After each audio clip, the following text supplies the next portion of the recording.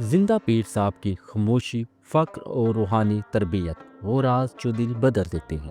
کہتے ہیں نا، کچھ لوگ بولتے کم ہیں لیکن جب بولتے ہیں تو سیدھا دل میں اتر جاتے ہیں، مگر کچھ ہستیاں ایسی بھی ہوتی ہیں جو بولتی ہی نہیں، صرف خاموشی سے سکھا دیتی ہیں، صرف نگاہوں سے بدل دیتی ہیں۔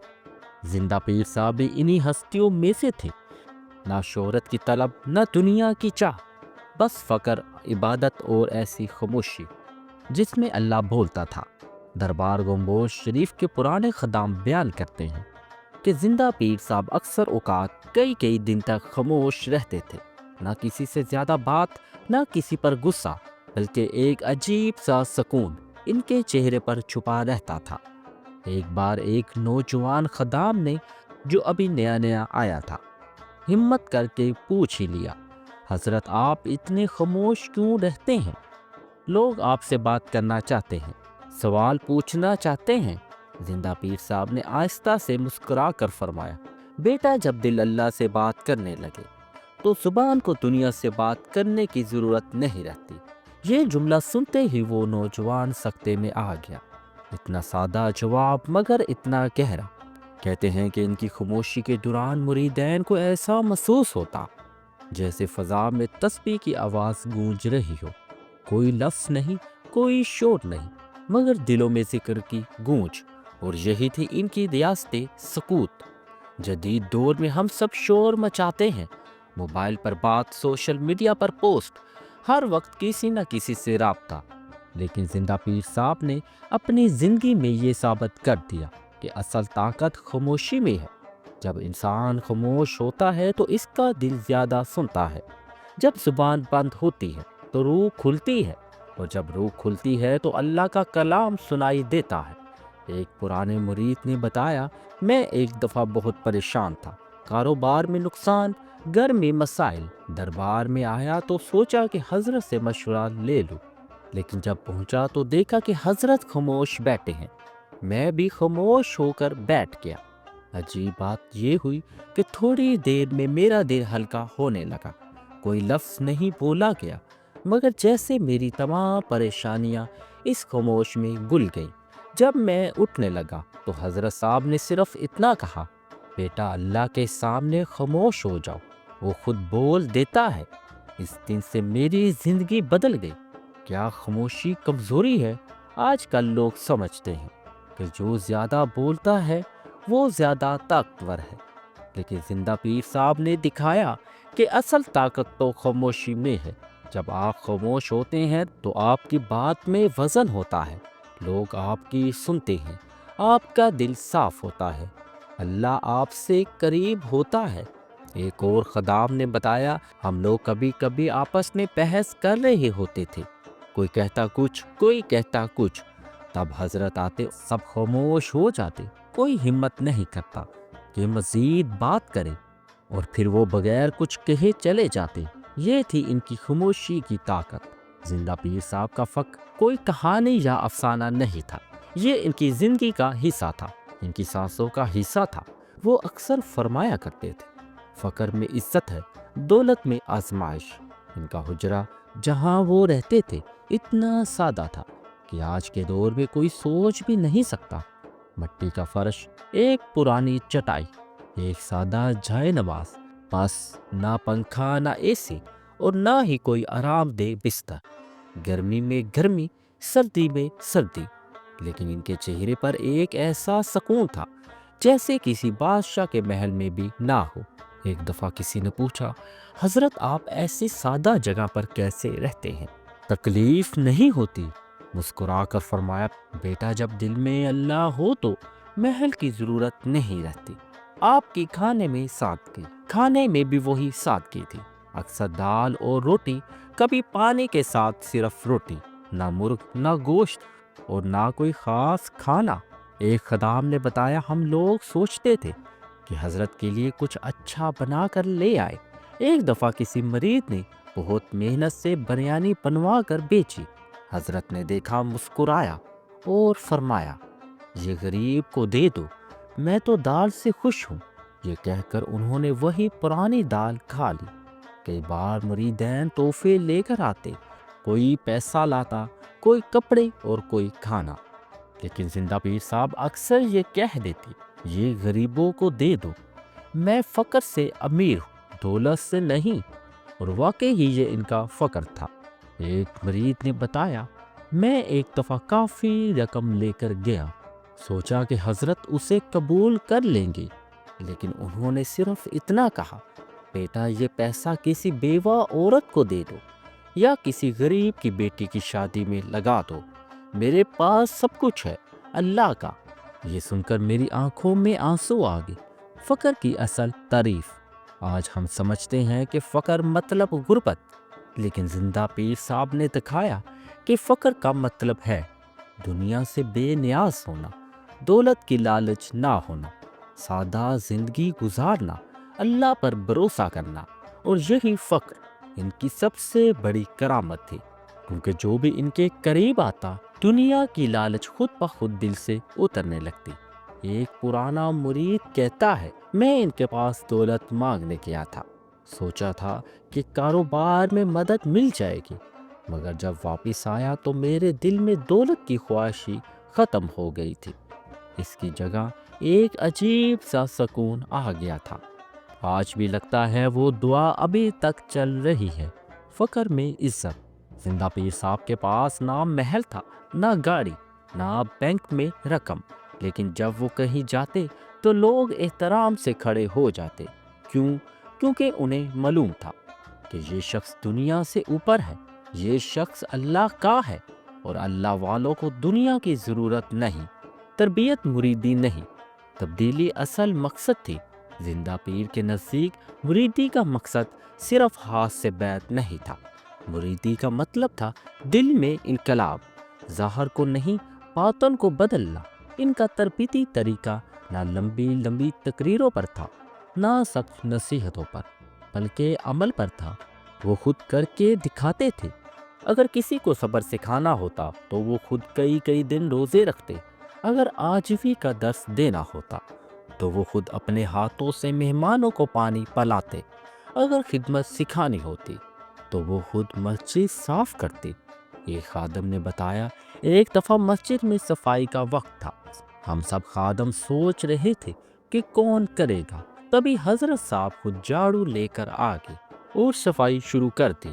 ہم سب شرمندہ ہو گئے، فوراً ہم نے بھی جھاڑو اٹھا لی، لیکن حضرت صاحب نے ہمیں روکا نہیں، بس سب مسکرا دیے۔ اس دن ہمیں سمجھ آ گیا کہ خدمت کا مطلب کیا ہے۔ مشہور واقعہ نوجوان مرید کا۔ ایک نوجوان مرید کا واقعہ بہت مشہور ہے۔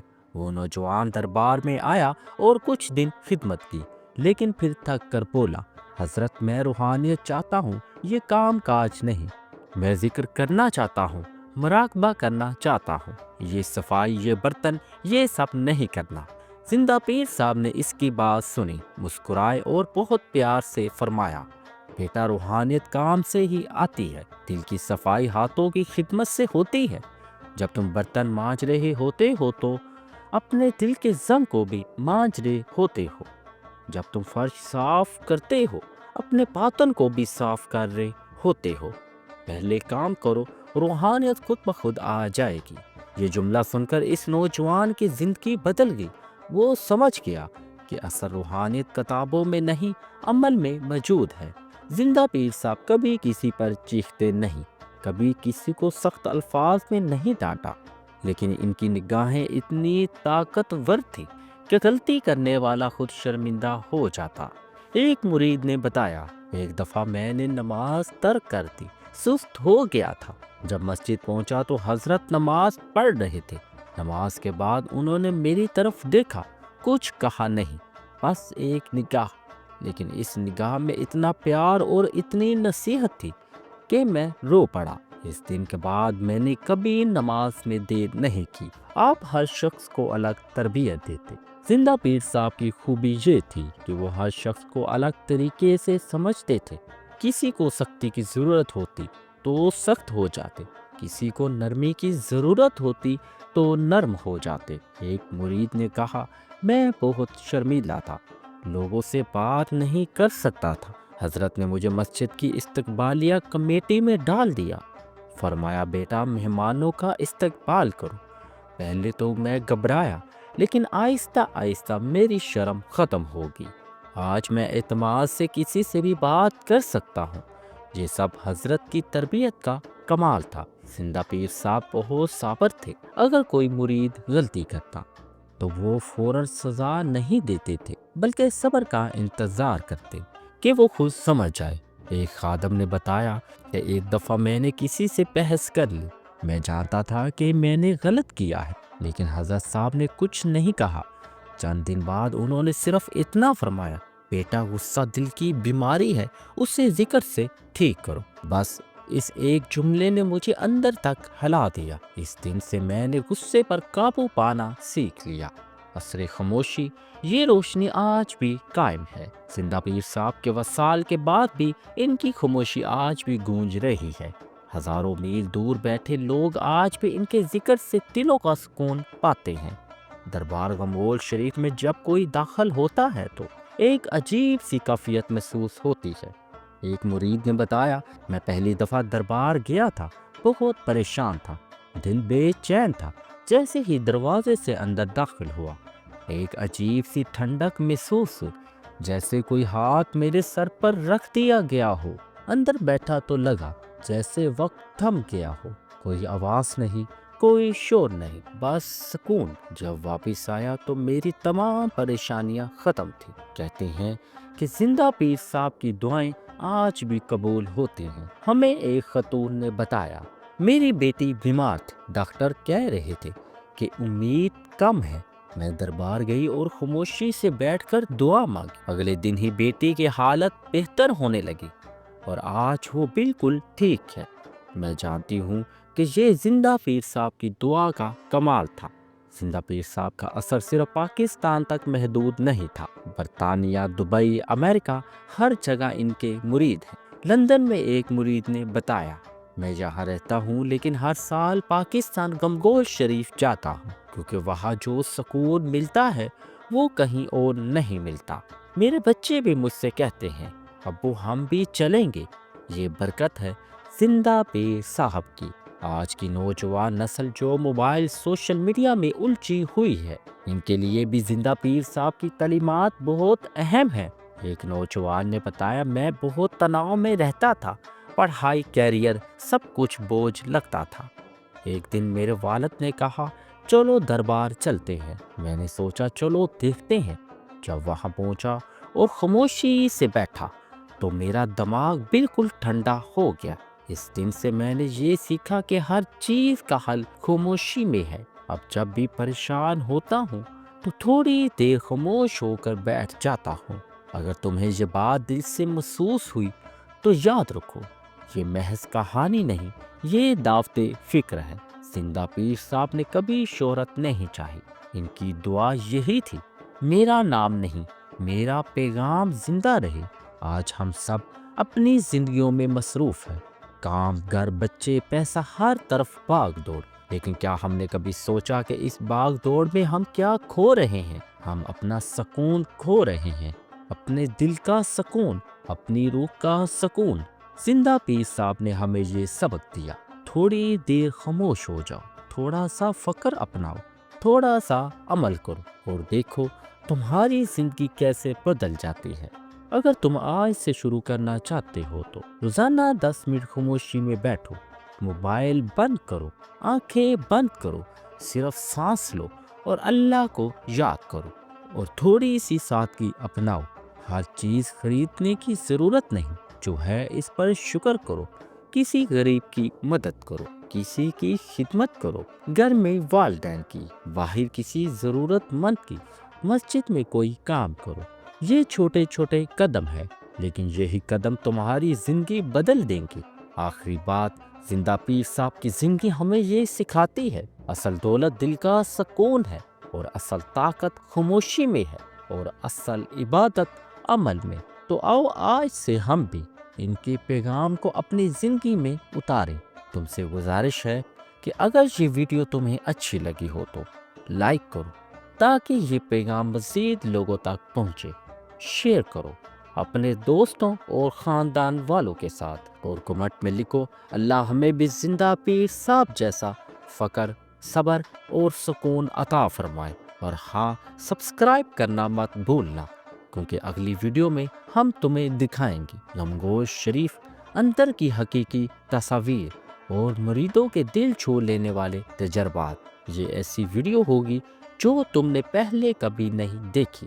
اللہ کرے کہ تمہارا دل زندہ رہے، تمہاری زندگی میں بھی برکت آئے، اور تم اللہ اور اللہ کے رسول کی محبت میں مزید آگے بڑھو، کیونکہ یاد رکھو، جو خاموش ہو کر سنتا ہے وہی اللہ کے قریب ہوتا ہے۔ اور میری لاسٹ پہ حضرت صاحب کے مریدین سے گزارش ہے، جو دربار شریف کے اندر رہتے ہیں یا وہاں پر آتے جاتے ہیں، تو وہ نیچے کمنٹس میں مجھ سے ضرور رابطہ کریں۔ اس کے ساتھ ہی مجھے اجازت دیں۔ اللہ حافظ۔